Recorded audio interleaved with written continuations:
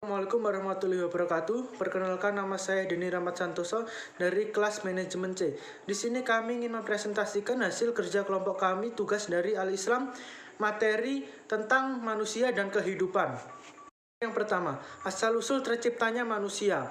Menurut kitab suci Al-Quran, pada surat Al-Hijj ayat 28-29, asal-usul manusia adalah ketika Allah berfirman, "Dan ingatlah ketika Tuhanmu berfirman kepada para malaikat, sesungguhnya aku akan menciptakan seseorang dari tanah liat kering yang berasal dari lumpur hitam yang diberi bentuk. Maka apabila aku telah menyempurnakan kejadiannya dan telah meniupkan ke dalamnya ruh ciptaanku, maka tunduklah kamu kepadanya dengan bersujud." Ada beberapa tahap kejadian manusia, diantaranya adalah proses kejadian manusia pertama atau Adam. Dalam Al-Quran sudah dijelaskan bahwa Adam diciptakan oleh Allah oleh tanah yang kering, kemudian dibentuk dan sebaik-baiknya. Setelah sempurna maka Allah menciptakan ruh kepadanya, maka ia menjadi hidup. Proses menjadi manusia kedua atau Siti Hawa. Pada dasarnya, segala sesuatu yang diciptakan oleh Allah di dunia ini selalu dengan keadaan berpasang-pasangan. Demikian pula halnya dengan manusia. Allah berkehendak menciptakan lawan jenis untuk dijadikan Hindu atau Bia disebut dengan istri. Proses kejadian manusia ketiga, keturunan Adam atau Hawa. Kejadian manusia ketiga adalah kejadian semua keturunan Adam dan Hawa kecuali Nabi Isa alaihissalam. Dalam proses ini dapat dilihat menurut Al-Quran dan Al-Hadis dan dapat juga ditinjau secara medis. Yang kedua, unsur-unsur penciptaan manusia. Ada 3 hal di dalam Al-Quran yang merupakan bahan dasar penciptaan manusia, yaitu sebagai berikut. Yang pertama, air. Air menjadi komponen esensial dalam penciptaan manusia. Begitu juga makhluk lain yang ada di dunia. Hal ini seperti dipertegas dalam Al-Quran surat Al-Anbiya 21-30. Sementara untuk penciptaan manusia, yang kedua, unsur-unsur penciptaan manusia. Ada 3 hal di dalam Al-Quran yang merupakan bahan dasar penciptaan manusia, yaitu sebagai berikut. Yang pertama, air menjadi komponen esensial dalam penciptaan manusia. Begitu juga makhluk lain yang ada di dunia. Yang kedua, tanah. Dalam penciptaan makhluk hidup, termasuk di dalamnya manusia, beberapa ayat Al-Quran menyatakan pentingnya unsur lain setelah air, yaitu tanah liat. Hal ini diterangkan surat Al-Mu'minun 23-12. Ayat ini mengidentifikasikan bahwa tanah mengandung unsur-unsur yang diperlukan bagi proses kehidupan. Yang ketiga, ruh. Dalam penciptaan manusia, ruh atau jiwa adalah yang paling terakhir dipasangkan ke dalam jasad manusia. Pemasangan terakhir ruh yang merupakan unsur non-material selain air dan tanah ini dijelaskan dalam Al-Quran surat As-Sajadah ayat 7-9. Ayat tersebut menjelaskan bahwa kehidupan manusia dimulai ketika ruh ditiupkan ke dalam jasad yang sedang dalam penyempurnaan di rahim. Sekian penyampaian dari saya. Untuk materi yang kedua akan disampaikan oleh Mbak Yulin Kusumawati. Saya akhiri. Wassalamualaikum warahmatullahi wabarakatuh. Assalamualaikum warahmatullahi wabarakatuh. Saya Yulin Kusumawati, NIM 201041179. Di sini saya akan menjelaskan ragam orientasi hidup manusia. Manusia sebagai khalifatullah menempati posisi ganda di ruang publik yang sangat luas, mengelakkan dan menggiurkan siapapun yang memandangnya secara makro. Di satu sisi merupakan agen pencerahan, namun pada saat bersamaan manusia justru menjadi agen kerusakan. Gambaran ini menunjukkan konsekuensi manusia sebagai salah satu makhluk Allah yang dikaruniai beberapa potensi. Secara tidak langsung menghantarkan kesadaran manusia akan keagungan Allah dan keterbatasan hambanya sebagai makhluknya. Untuk itu diperlukan penyikapan yang tegas dalam menempuh perjalanan hidup ini agar kehidupan dapat menyebabkan manfaat bagi dirinya dan orang lain, sehingga dapat memperoleh kebahagiaan dan keselamatan hidup di dunia maupun di akhirat.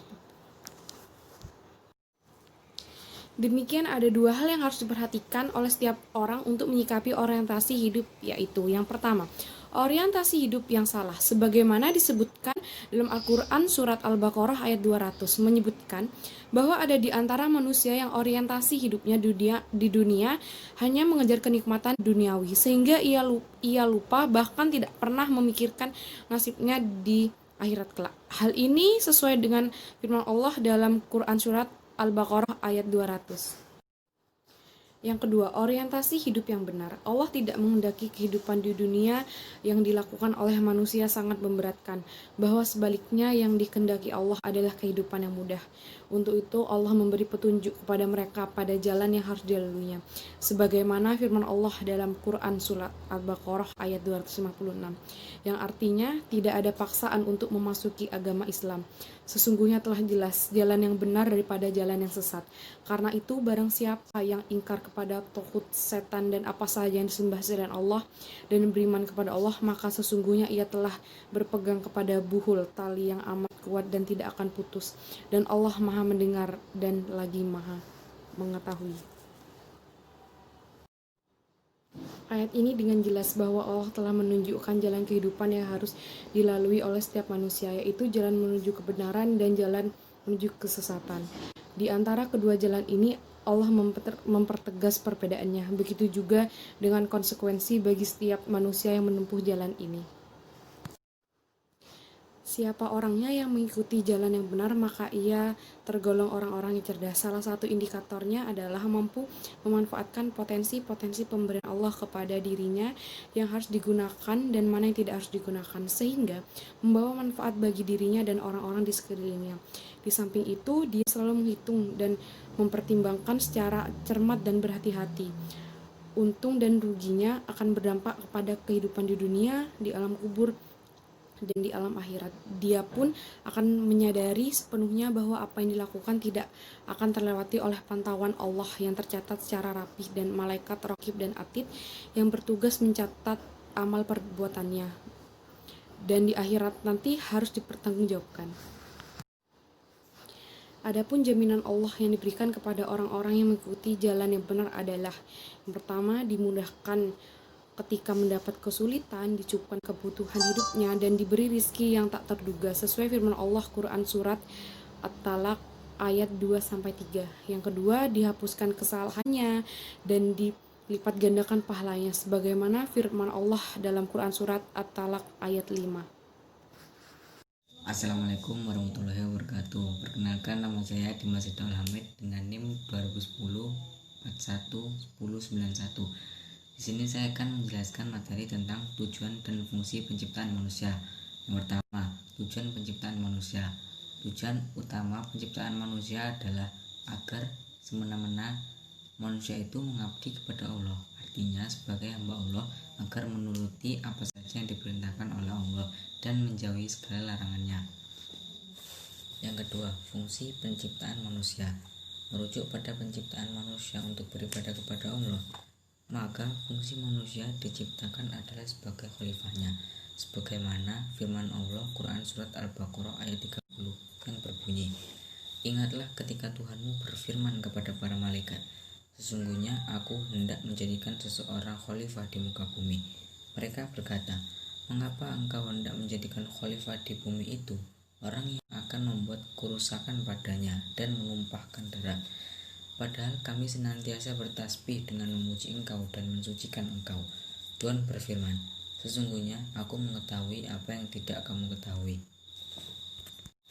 Materi selanjutnya, hidup sukses dalam pandangan Al-Quran. Sukses dalam pandangan Al-Quran. Dalam kehidupan di dunia, manusia harus memilih jalan hidup, yaitu jalan yang benar dan jalan yang salah. Kedua jalan tersebut memiliki konsekuensinya masing-masing. Bagi orang yang mengandalkan perilaku hewani sehingga potensi nafsu lawamah dan amarah lebih dikedepankan, maka termasuk orang-orang yang celaka. Sebaliknya, siapapun yang berusaha menggapai pada tingkatan manusia yang mulia, maka dijadikanlah mereka sebagai orang-orang yang bertakwa. Untuk itu, Al-Quran menjelaskan tentang kehidupan manusia yang harus dilewati di dunia, sehingga dapat meraih kesuksesan dunia.